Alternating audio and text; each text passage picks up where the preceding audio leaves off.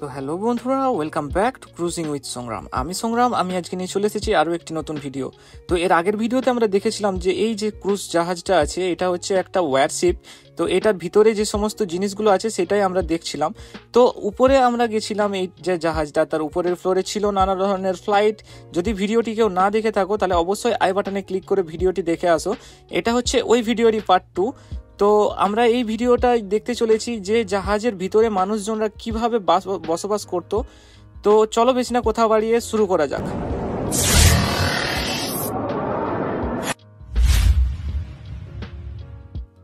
তো বন্ধুরা দেখতে পাচ্ছ এখন আমরা রয়েছি এখন টপ ফ্লোরে। তো এই যে এরিয়াটা দেখছো এখানে কিন্তু সেই সমস্ত ফ্লাইটগুলো আছে। এখন আমরা যাব নিচের দিকে, যেখানে প্যাসেঞ্জাররা যেখানে থাকে কিংবা জাহাজে যে সমস্ত কর্মীরা যেখানে কাজ করে সেখান থেকে কিভাবে তারা অপারেট করে, কিভাবে তারা কাজ করে সেই সমস্ত কিছু দেখাবো।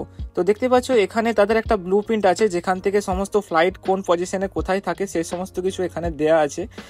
আর আমরা এরপরে আরো নিচের দিকে যাব। তো তার আগে আমরা দেখে নিই যে সমস্ত মানুষরা এখানে কাজ করেছিল, যে সমস্ত ফ্রিডম ফাইটাররা এখানে কাজ করেছিল তাদের সমস্ত কিন্তু কাট আউট এখানে লাগানো আছে। তার সঙ্গে তাদের যে সমস্ত কাজের এবিলিটি সেগুলো কিন্তু এখানে সমস্ত কিছু ডিসপ্লে করে দেওয়া আছে।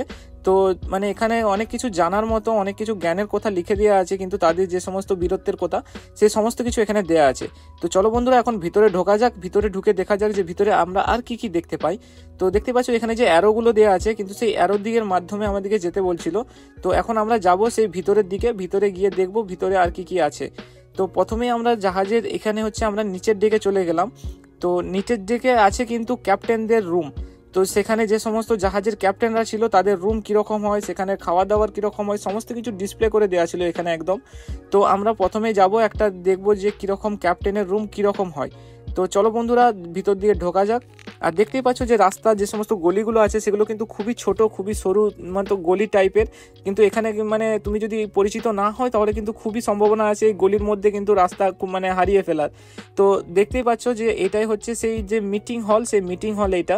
তো এখানে যে সমস্ত বড় বড় ক্যাপ্টেনরা কাজ করতো তারা কিন্তু এই মিটিং হলটা ইউজ করতো মিটিংয়ের জন্য। তাছাড়া এখানে একটা ছিল আরেকটা মিটিং হল।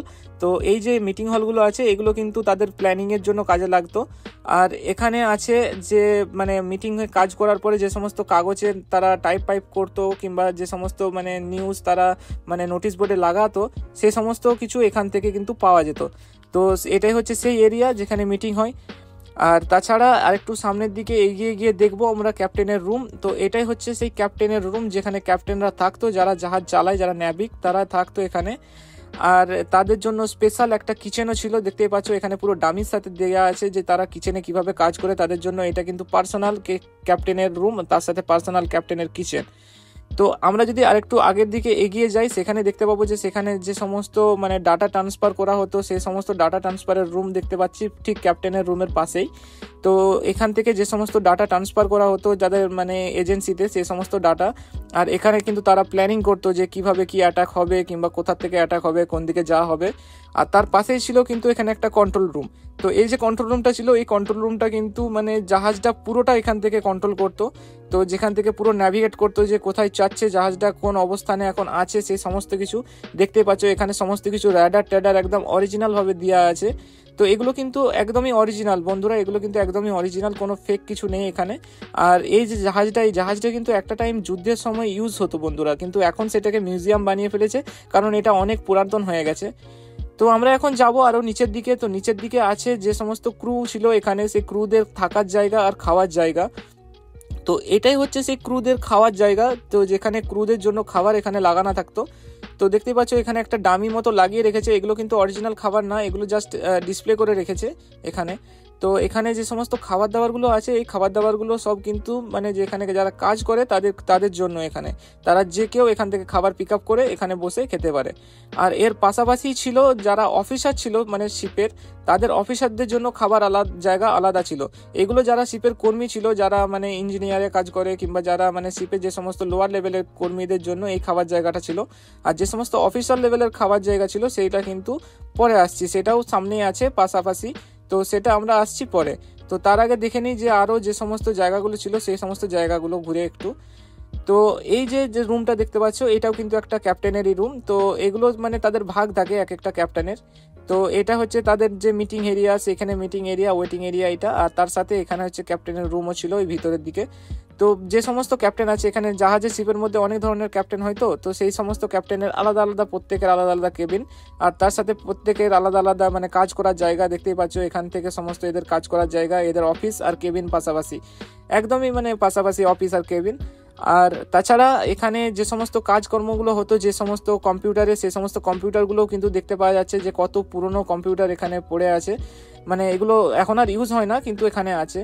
আর এটাই হচ্ছে সেই অফিসার মেস যেখানে অফিসাররা খাওয়া দাওয়া করতো। তো আর দেখতে পাচ্ছ যে সমস্ত সিলভারওয়্যারগুলো আছে, মানে যে সমস্ত মানে এই যে সিলভারওয়্যারগুলো আছে এগুলো কিন্তু আগেকার দিনে ইউজ হতো তাদের খাবার সার্ভিস করার জন্য। আর এখানে যে সমস্ত সেগুলো সমস্ত কিছু কিন্তু এখানে সেখান থেকে সংগ্রহ করে এখানে ডিসপ্লে করে রাখা আছে। এগুলো কিন্তু একটা সময় বন্ধুরা ইউজ হতো। আর এই যে এরিয়াটা দেখছো এটা কিন্তু মানে যে ক্যাপ্টেন হয়, সেই ক্যাপ্টেন মানে যে মেন ক্যাপ্টেন তার কিন্তু এটা খাওয়ার জায়গা অ্যাকচুয়ালি। আর তাছাড়া যে সমস্ত আরো অফিসাররা থাকে তাদের মিটিং প্লাস খাবার জায়গা আছে এখানে, যেখানে একটা ডামি হিসাবে দেখানো আছে, দেখতেই পাচ্ছ এখানে বসে মিটিংও হচ্ছে, তাদের সাথে খাওয়া দাওয়া হচ্ছে।